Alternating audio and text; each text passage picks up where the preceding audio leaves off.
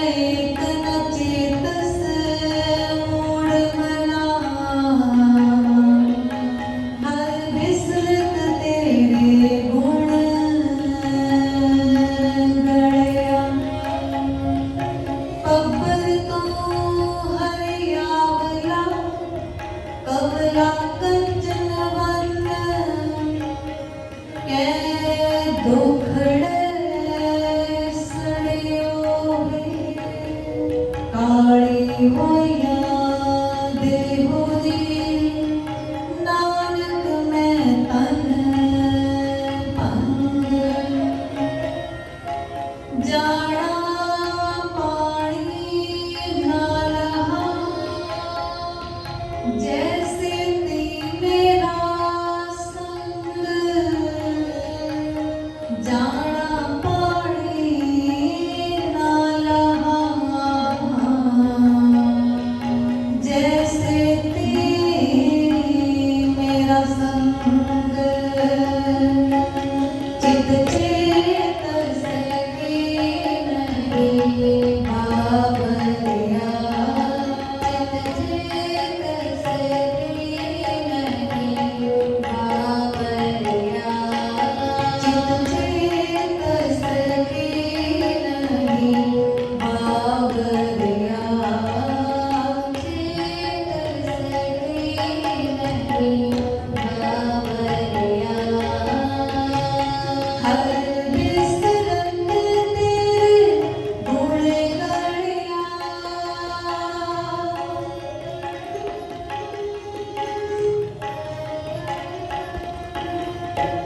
हर विसरत तेरे गुण गढ़या, चेत सके नहीं बाबरिया, चित चेत सके नहीं बाबरिया, चित चेत सके नहीं बाबरिया, बाबरिया, बाबरिया।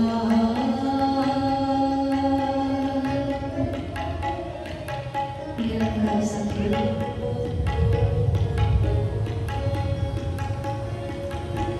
साहिब श्री गुरु नानक देव जी महाराज मारू रागंगर दर जाए अपनी इस मुबारक हुक्म आश्रय। किसे दर्शन अभिलाखी, जिज्ञासु जन अभिलाखी जन की मानसिक दशा, आत्मक दशा, मिलाप तो पहला की दशा बयान करते हैं अते नाल ही गुरु संग प्राप्त होने तो बाद गुरु मिलाप, गुरु नाम, गुरु उपदेश प्राप्त होने तो बाद ओदे आत्मक जीवन के खिड़ाओ का भी जिक्र करते हैं। दो तरह की हालत जो हर अभिलाखी सज्जन, हर गुरमुख अभ्यासी, हर जिज्ञासु जन अपने जीवन काल विच हंडाउंदा है। गुरु वचन मारो महला पहला घर पहला, करणी कागद मन मसवाणी, बुरा भला दोए लेख पढ़ी। साडी जिहड़ी किरत करनी है, जो साडा कर्म व्यवहार है, जो साडा नित दा आचरण है, किरदार है, चरित्र है, जिद्दां असीं दुनियादारी विच वरतदे हां, जिद्दां असीं धर्म विच वरतदे हां, जीवन के किसी पहलू विच भी असीं जिवें किवें अपने कर्मां द्वारा वरतदे हां। सच्चे पातशाह कहंदे हुए कागज करनी कागद, साडी हर तरह की करनी एक कागज है। ते जिहड़ा साडा मन है ना, एक स्याही है, मसवाणी। स्याही नाल कलम दवात आसरे असीं लिखते हाँ कागज ते लिखिया की जा रहा है मन की स्याही नाल। साडे किरदार दे कागज उत्ते कर्मां दी लिखणी नाल की लिखिया जा रहा है। सतगुरु कहंदे बुरा भला दोए लेख पई।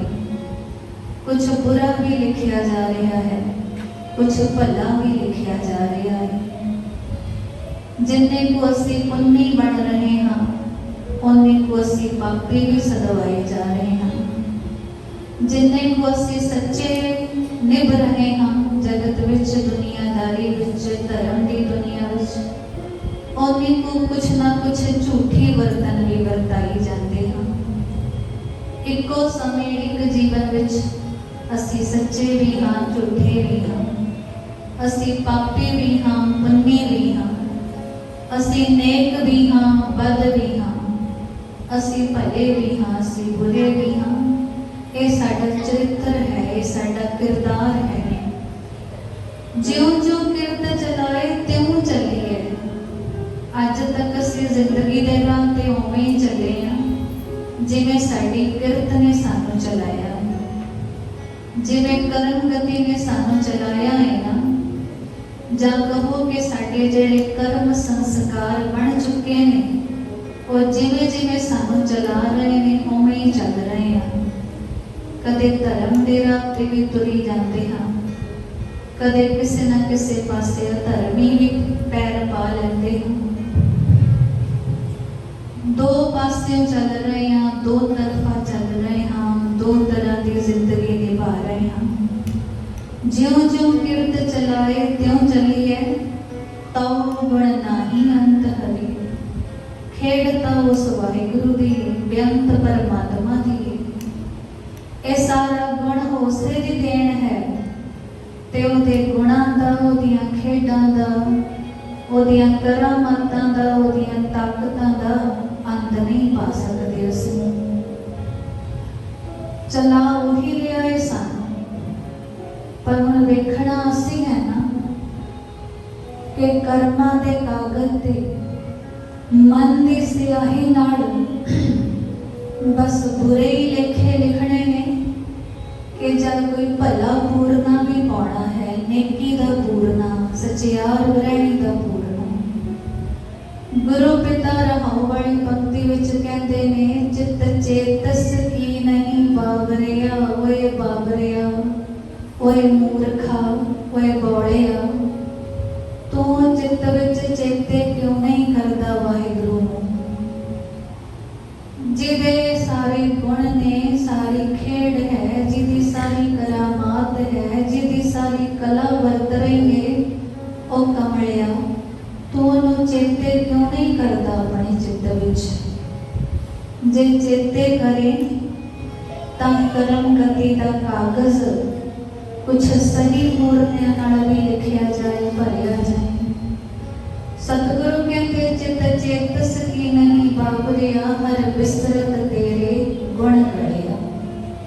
याद रखना कि हरि भुल गया, परमात्मा विसर गया ना, तब तुहाडे भी सारे गुण गल जाने, सारी करामात गल जानी, सारी बरकत उजड़ जानी, सब वडियाइयां उजाड़ हो जानियां ने जे किते परमात्मा भुल गए। ओ परमात्मा मूल है साडा, जड़ है साडी, धुरा है साडा, बुनियाद है साडी, नींव है साडी। बुनियाद तो बिना कोई इमारत, कोई महल नहीं हो सकता। जड़ मूल तो बिना कोई रुख बिरख नहीं हो सकता। ते फिर उस वाहिगुरु तो टुट के असी अपनी हस्ती का अनुमान किवें लगाइए। साडा होना ही मुश्किल है, नामुमकिन है। ते बाकी रही फिर इस जीवन विच गुणा की बरसात, गुणा की बरकत, वडियाइयां, बख्शिशां, रहमतां। सतगुरु कहते उन्हां बारे ते भुल ही जाओ। जे मूल तो टुट गए, निज तो टुट गए, सब कुछ सड़ के स्वाह हो जाना है, उजड़ जाना है, गुण सारे गड़ जाने। जे किसी को यकीन ना होवे तां तजर्बा कर सकता है। रब के नाम नाल जुड़िया दिन पर दिन गुणां नूं वधाउंदा जाएगा अपने अंदर। उहदे जीवन विच बरकत वधेगी, खुशहाली वधेगी, सुख वधणगे, वडियाइयां वधणगियां। ते दूजे पासे रब नूं भुलना शुरू करके देख लो, गाहे बगाहे उन्होंने विसार के वेख लो, तजर्बा करके वेख लो। ज्यों ज्यों भुलते जाओगे खुशहाली सड़ जाएगी, सुख समृद्धि सड़ जाएगी, बरकतां सड़ जाएंगियां, गुण घट जाएंगे। जे नहीं यकीन तो आप तजर्बा कर सकते हैं। असीं धन गुरु नानक देव जी महाराज ने समझाने वास्ते एक प्रमाण लिया। सतगुरु चौकुंटां दा भ्रमण करदे उदासियां दौरान किसी सरोवर लागे लंघे सी। सरोवर बड़ा सुहावना सी, कमल दे फुल खिड़े हुए सी।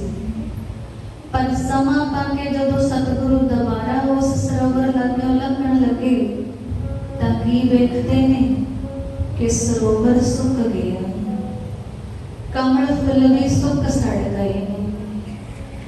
जो नूर पहले सी उस सरोवर दा हुण सब बेनूर हो गया। जो आभा पहले सी, जिद्दां दी उस सरोवर दी दिख पहले सी खूबसूरत ताज़ा निर्मल, हुण करूप है। सतगुरु कहते पब्बर तू हरियावड़ा कवला कंचन वन, कै दोखड़े सड़े होए काली हुई देहु। पब्बर कहते ने सरोवर नूं, ऐ सरोवर तू ते बड़िया हरिया भरिया सी, तेरे अंदर कौल फुल खिड़े सन, कंचन वर्गी सोने वर्गी चमक रखण वाली। पर तेनू हो की गया है? केड़ा दोष जाग पिया, केड़े तेरे मंदे भाग जाग पए, केड़ी तेरी बदकिस्मती ने जोर फड़ लिया कि तू सुक गया, सड़ गया, बेआबाद हो गया। तेरे कौल फुल भी मुरझा गए। सोने वर्गी वंदनी हुण दिखाई नहीं दे रही, हरियावल नजर नहीं आ रही। ते तेरी जमीन सड़ के काली पै गई है, सुक गई है। तां सरोवर जवाब देता है कि नानक मैं तन भंग, के दोष मेरे तन विच ही पै गया सी, मेरे तन विच ही भंग पिया सी, मेरे तन विच ही कमजोरी पई सी। जाना पानी ना लहा जैसे ती मेरा संग। मैं जानिया ही नहीं कि पानी मेरा मूल है, पानी मेरा जीवन है। मैं अपने सोमे तो टुट गया, मूल तो टुट गया। जिस पानी दे संग करके मैं हरियावला सी, मैं सरस सी, पानी भरपूर सी मेरे अंदर, ताजे फुल खिड़ते सन मेरे अंदर, भंवरे गुंजारा पाउंदे आउंदे सन, बड़ी खुशहाली सी, बड़ी बहार सी। वो सब कुछ इसलिए उजड़ गया क्योंकि मैं अपने सोमे तो टुट गया, मूल तो टुट गया। मेरा मूल मेरा निज सी पानी, जिस सोमे तो पानी मेरे विच पैंदा सी, मैं उस सोमे तो ही टुट गया। ये हालत सरोवर दी नहीं दर्शाई, साडी दर्शाई है। जाना पानी ना लहा जैसे ती मेरा संग। जित डिठे मन पर फड़े चढ़े चवगन वन। पानी वो ऐसे करामात वाला कि जिदा संग पाके मैं प्रफुल्लत हुंदा सी, फलीभूत हुंदा सी, आबाद हुंदा सी, ते मेरे ते चौगना रंग चढ़दा सी, चौगना नूर आउंदा सी मेरे ते।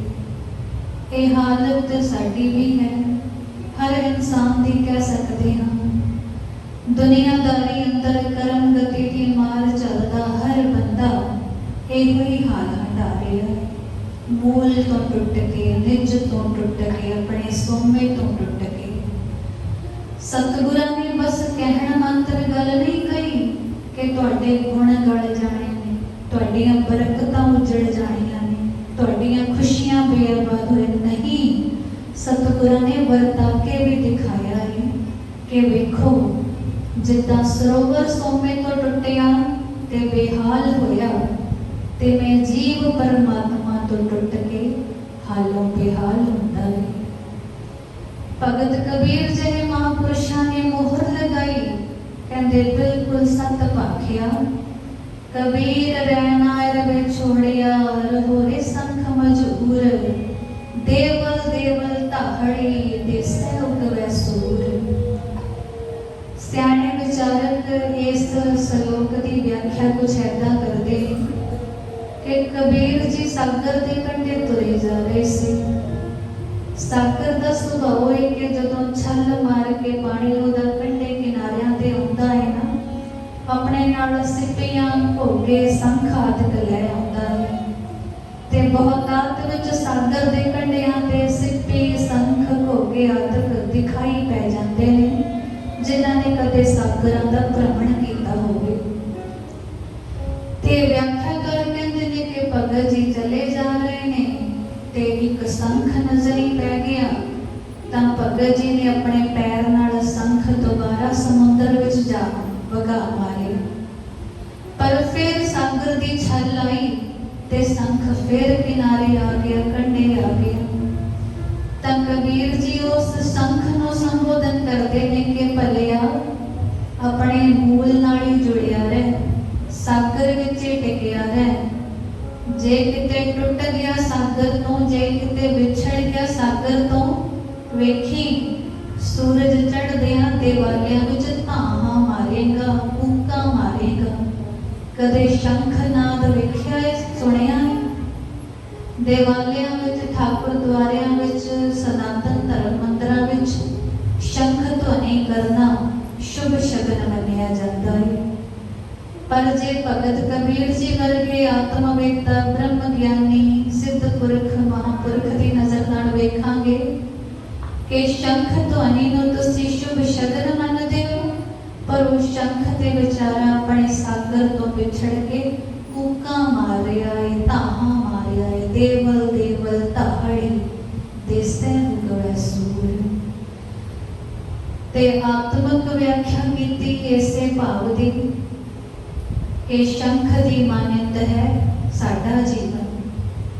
असी हाँ शंख जेड़े परमात्मा रूपी सागर तो विछड़ पैंदे हां। इधरों काल रूपी सूरज जदों चढ़दा है, फिर पैंदियां ने साडियां धाहां, फिर वजदियां ने साडियां कूकां जदों काल दे थपेड़े पैंदे ने। कबीर रैनायर वे छोड़िया, रहो रे संख मजबूर।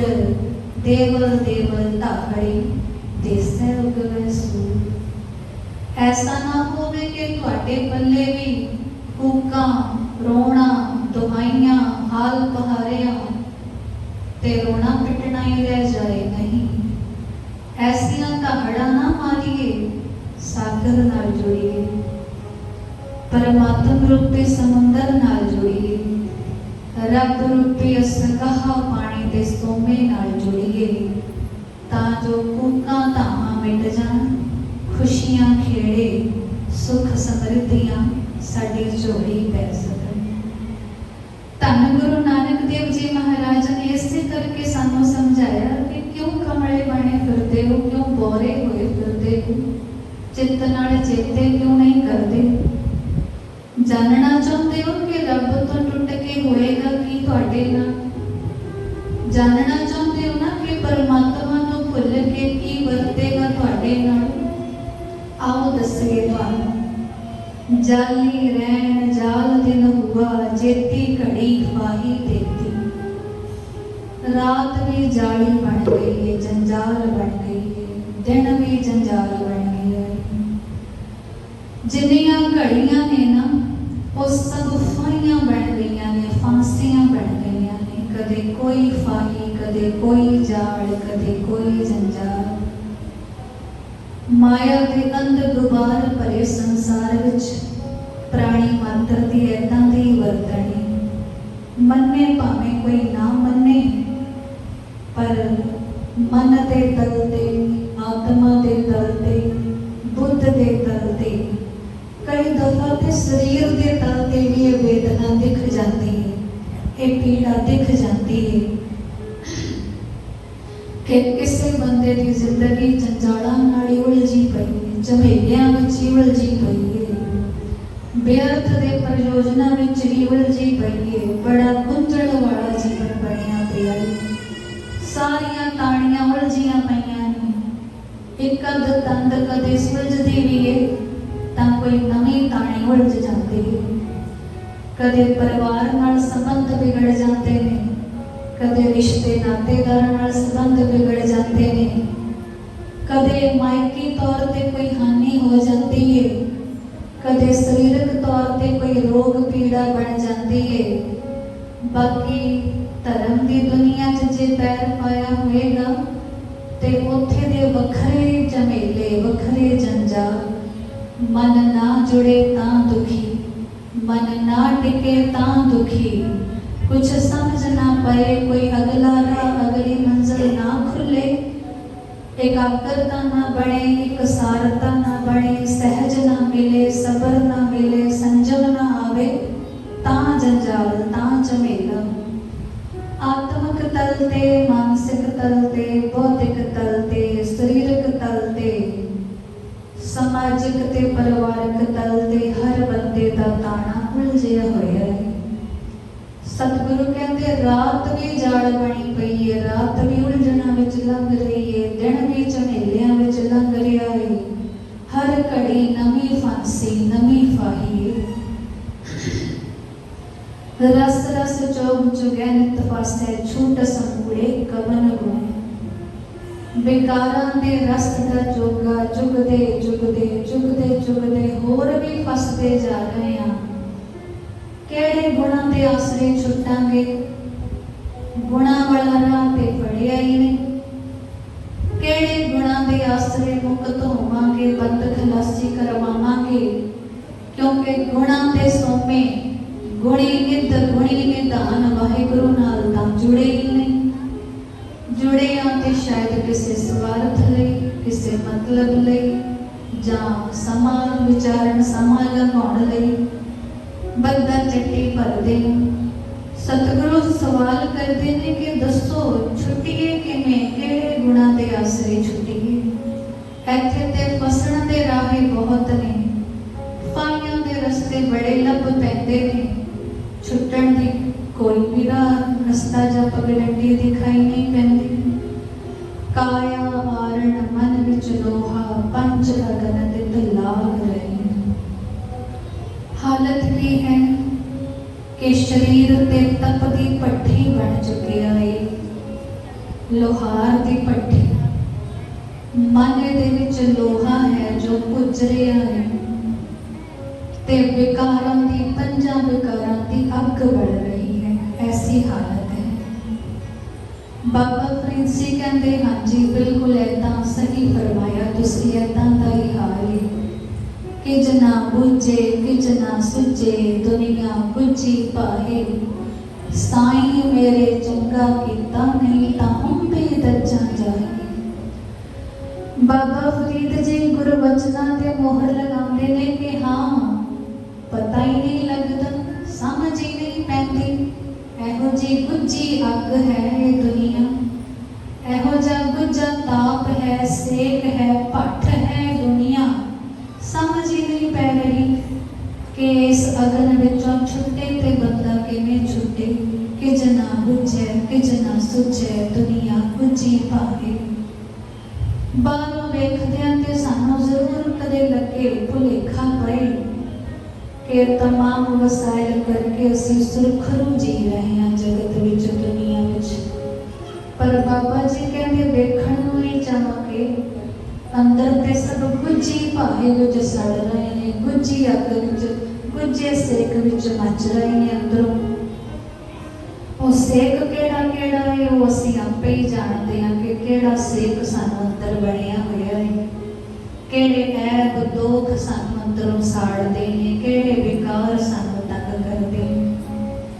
पर बाबा फरीद जी कहते मेरे मालिक ने, मेरे स्वामी ने चंगा कीता, मेरे ते रहम कीता जो बांह फड़ के इस अग विचों मैनू कढ लिया। स्वामी मालिक वाहिगुरु परमात्मा कढ़ण वाला वही कढ़ेगा। बाबा फरीद जी कहते मेरे ते रहमत हो गई, मेरे ते बख्शिश हो गई, सवली नजर हो गई, सो मैनू कढ़ बाबा जी का अखा मन के जे असी भी निष्ठा धारी, वाहिगुरु सानू भी कट लेगा, सतगुरु सानू भी कट लेगा। सुनिए गुरु नानक देव जी महाराज का वचन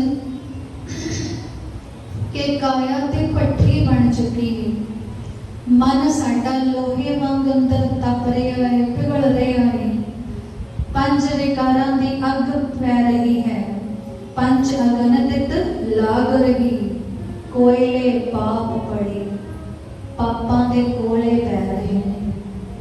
नित दियां करनियां, नित दियां करतूतां, नित दे कारनामे साडे पापां दे कोयले ही ने। कोयले पाप पड़े तिस उपर मन जलिया, संगी चिंत भई मन जल रहा है साडा। कदे मन नूं वेखण दी कोशिश कीती होवे, कदे मन नूं गहराई नाल वेख्या होवे, समझिया होवे, महसूस कीता होवे, तब धन गुरु नानक देव जी महाराज दे बोलां दी सत्या नजर आएगी कि मन जड़िया पिया है, संगे चिंत पई, चिंतावां दे संगे बार बार खोबा मारदी, चोबा लाउंदी। भया मनोर कंचन, भया मनोर कंचन फिर होवे, जे गुर मिले तनेहा। ए लोहा मन शुद्ध हो सकता है, भट्ठ विच सड़दा मन शुद्ध हो सकता है, शुद्ध होके कंचन भी बन सकता है, जे किते पारस रूपी सतगुरु मिल जाए। लोहे दी काया पलट सकती है, लोहे दी धात पलट सकती है, लोहा उत्तम हो सकता है, लोहा कंचन भी हो सकता है, बस शर्त है कि सतगुरु पूरा मिले। बाबा फरीद जी ते दस गए कि अपनी हालत के मैनू ते मिल गया सी ते मैनू इस भट्ठ विचों कढ लिया मेरे गुरु ने, मेरे स्वामी ने, मालक ने।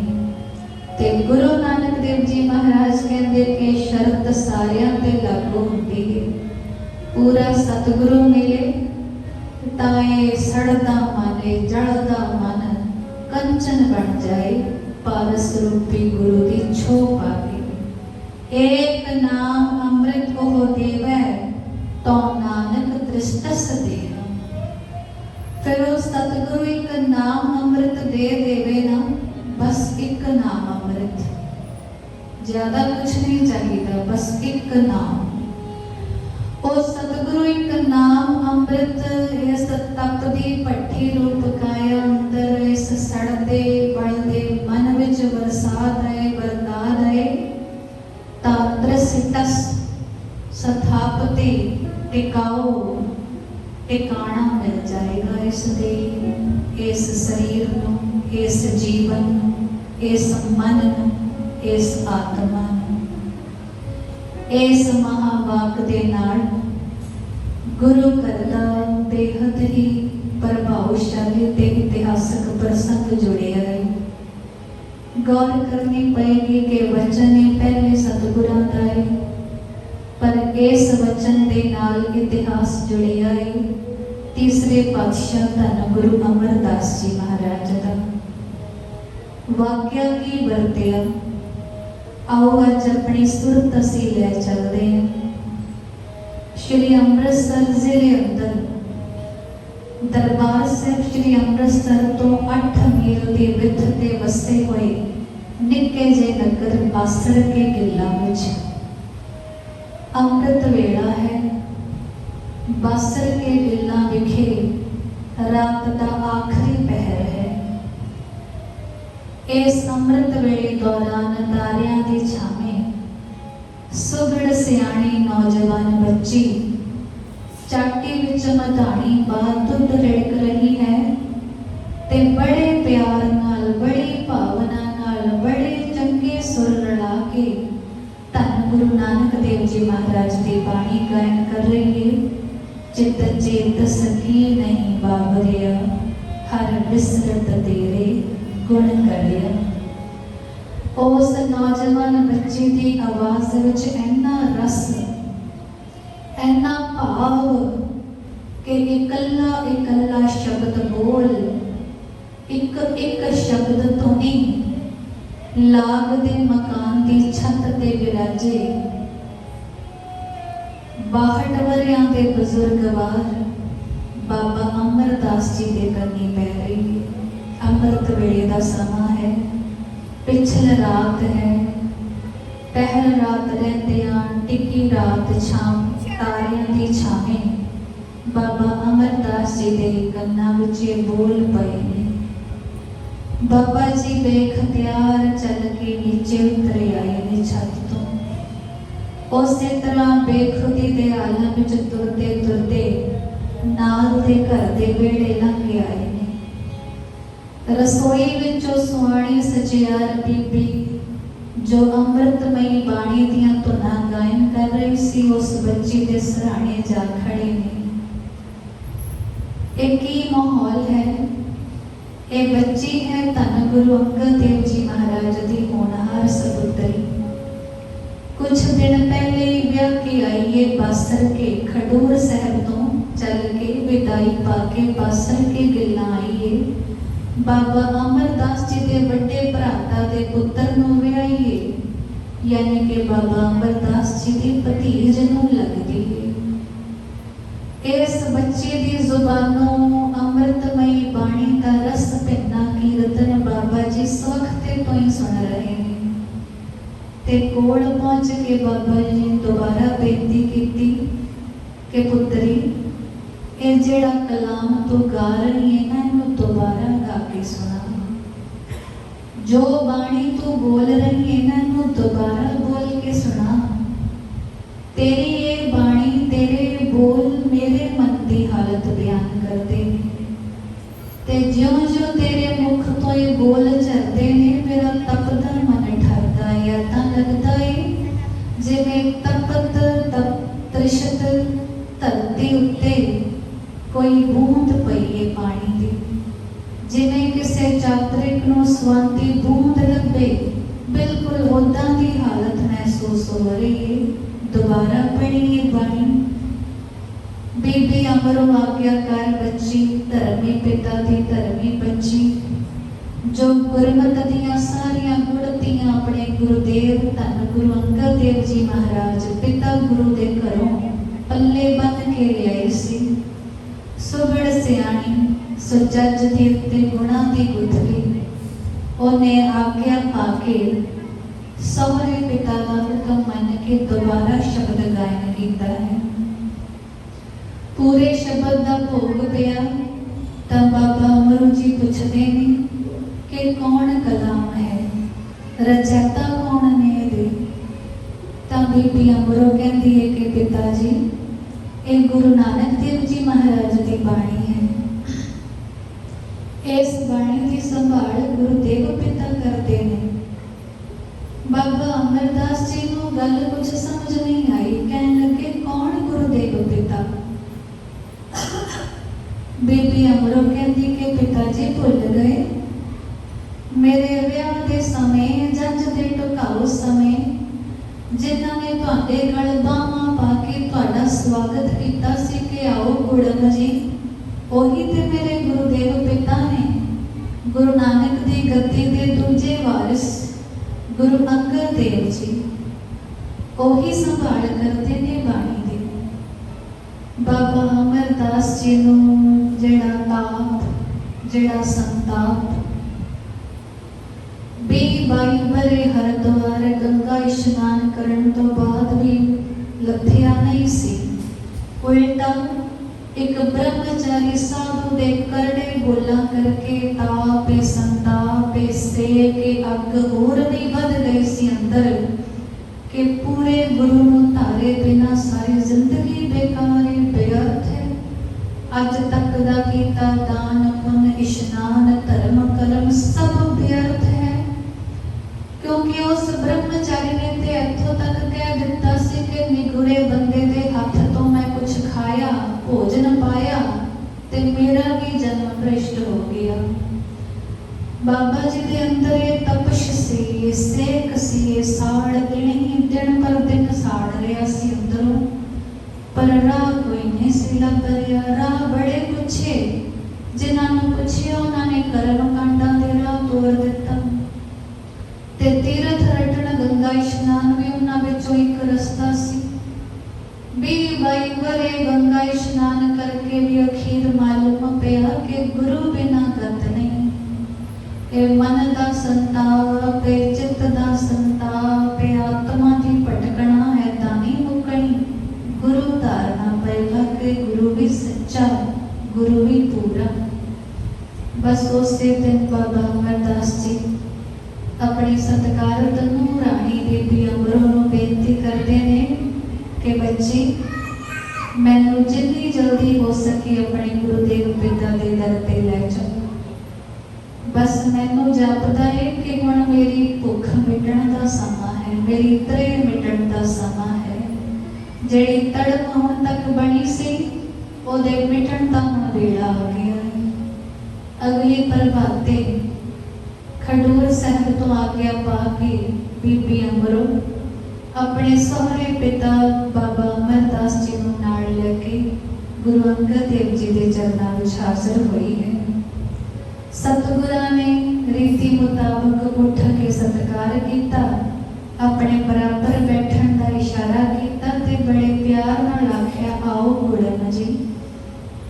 बाबा अमरदास जी हाथ जोड़ के शीस निवा के बोले कि सतगुरु जी अज मैं रिश्तेदारी दे लिहाज नाल नहीं आया, अज ते मैं निमाणा सिख बन के आया, सेवक बन के आया है। हर थां तो मैं निथावां, हर थां तो मैं न्योटा, मेरा किते कोई ठिकाना नहीं, किते कोई टेक नहीं, किते कोई ढोई नहीं, किते कोई थाम नहीं। इतनी उम्र हो गई है, दसते ने कि बाबा अमरदास जी पूरे 25 साल उम्र विच वड्डे सन धन गुरु अंगद देव जी महाराज पासों। 62 साल की उम्र विच वो आए सन गुरु चरना विच। पूरे 11 साल पानी ढोण की सेवा की गुरु आज्ञा पाके ते 73 वरियां की उम्र विच गुरु अमरदास जी गुरु स्वरूप हो निबड़े, गुरु जोत हो निबड़े। किथे पहले जीवन किदां दर्शना की तड़प दा सेक चल रहा सी, मिलाप की तड़प दा सेक चल रहा सी, विछोड़े दा सेक चल रहा सी। पर एक सुगड़ सियाणी सचियार गुरमुख बच्ची दा मेल होया। विधाता ने ऐसा विधि विधान बनाया, करते में ऐसी कुदरत थापी, सतगुरां ने ऐसी कला वरताई कि मिलाप होया पूरे सतगुरां दा, मेल होया धन गुरु अंगद देव जी महाराज दा। हुण पहले दिन ही आए ने गुरु दे चरनां विच, गुरु ते उठ के सत्कार देंदे ने कि आओ गुड़म जी विराजो। पर बाबा अमरदास जी कहते ने कि नहीं, अज मैं गुड़म बन के नहीं आया, अज ते मैं निथावा अमरू बन के आया, मैं निमाणा निताणा अमरू बन के आया। क्योंकि पता सी ना अपने आप की हालत बारे। उम्र का पिछला पक्ष आ गया सी, पिछला पहर आ गया सी, पर चित्त का ठिकाना किते नहीं सी बन रहे। मन का ठिकाना, रूह आत्मा का ठिकाना किते नहीं सी बन रहा।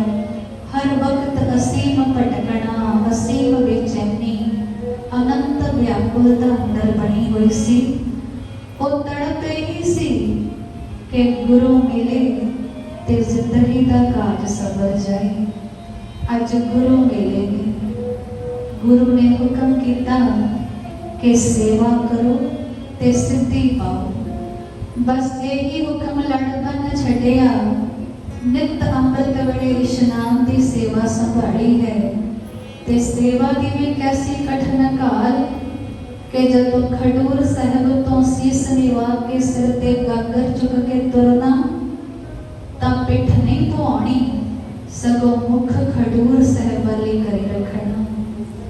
दरिया तो पानी भरना, पहले आप स्नान करना फिर गागर भरनी। पर एक दिन विवेक जागया, ख्याल आया कि गुरु तो पहले स्नान करने की कोई तुक नहीं बनती। गुरु तो पहले स्नान करने का की लाभ होएगा? सगोए दी सेवा विच विघन जापदा है। गागर दुबाबाद विच भरी जाए ते अपना इशनान पहना कीता जाए, गल समझ नहीं पै रही।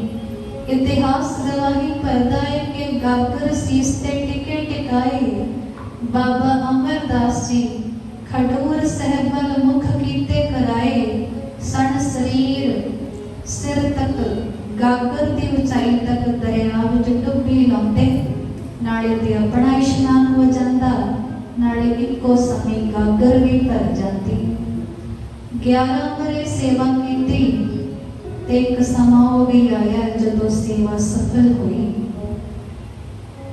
बिरतांत है कि जुलाहिया की खड्डी सी किले नाल अड़क गए। जुलाही ने निरादर ते बोल बोले। बाबा अमरदास जी डिग पए सन, खड़ाक होया सी, उन्हां दी नींद खराब हुई। जुलाहिया दी ते उन्हां ने कौड़े बोल बोले, निरादर बोल बोले। ऐतर गुरु अंगद देव जी महाराज ते अज तैयार ही बैठे सन। ओते बस परख ही रहे सन कि ओ वेला आवे, ओ घड़ी आवे, सेवा की हों भंग हो जाए, सिख की हों मिट जाए, मैं मिट जाए, आपा भाव मिट जाए। ते उसे वक्त मैं चुका ते चुक के गद्दी ते बिठा दे। जुलाही ने आख्या कि होएगा अमरों दे थावा जेड़ा गुड़वां दे दर ते फिरदा है। पर अज गुरु अंगद देव जी महाराज कहणगे, पुरखा तू हुण निथावा नहीं रहा, निथावियां दा थां हो गया, निमाणियां दा माण हो गया है, निताणियां दा ताण हो गया है, न्योटियां दी ओठ हो गया है, निधरियां दी धर, ने पत्तियां दी पत, ने गत्तियां दी गत। पता नहीं कितने वचन बोले। इतिहास में जिक्र है कि 12 वर दिते सन गुरु अंगद देव जी महाराज ने ते गद्दी दा मालिक बनाया। गुरु नानक देव जी महाराज के तीजे स्वरूप के थाए टिकाया। टिक गए गुरु अमरदास जी महाराज, तेज भान ते नंदन, जिन्हां दा सूरज रहती दुनिया तक चमकदा है। धन गुरु नानक देव जी महाराज का एक शब्द, एक वचन, एक उपदेश निथावे बाबे अमरू नूं अज निथावियां दा थां होण दा माण दिवा गया। ये पूरे गुरु की मेहर बख्शिश है कि भया मनूर कंचन फिर होवे, जे गुर मिले तिनेहा, एक नाम अमृत हो देवै, तो नानक त्रिस्तस देहा। त्रिस्तस यानी कि तटस्थ। संस्कृत देवनागरी लिपि का शब्द है टिकाऊ, टिकाणा, निश्चल आसन, निश्चल पदवी, थिर आसन, अबनासी पदवी। ए टिकाणा मिलिया बाबा अमरदास जी नूं, जिन्हां अज तक असीं वडियाउंदे हां। भले अमरदास गुण तेरे, तेरी उपमा तोही बनिया। सो गुरुवाक सानू भी राह दिखाता है कि असी भी कदे अपने मन की वेदना पछाण के इस बाबरे मन को समझा सकिए। चित चेतस की नहीं बाबरिया, हर बिसरत तेरे गुण गड़िया। जे भुलेगा ते गुण गाड़ लाएगा, जे जपेगा याद करेगा ता गुणी निधान हो जाएगा, गुणा की निध बन जाएगा, गुणा का खजाना हो जाएगा। निथाविया गुरु तो निथाविया का धाम धन गुरु अमरदास बन जाएगा। कृपा होगी सतगुरा के शब्द विचार हृदय कर वसे। सतगुरा के उपदेश मुताबक चित वाहिगुरु के नाम नाल जोड़िए, गुरु की बाणी नाल जोड़िए ते उपदेशों को अमली तौर पर कमाने का यत्न करिए। आओ विचारिए गुरु हुक्म। चित चेतस की नहीं बाबरिया, चेतस की नहीं बाबरिया।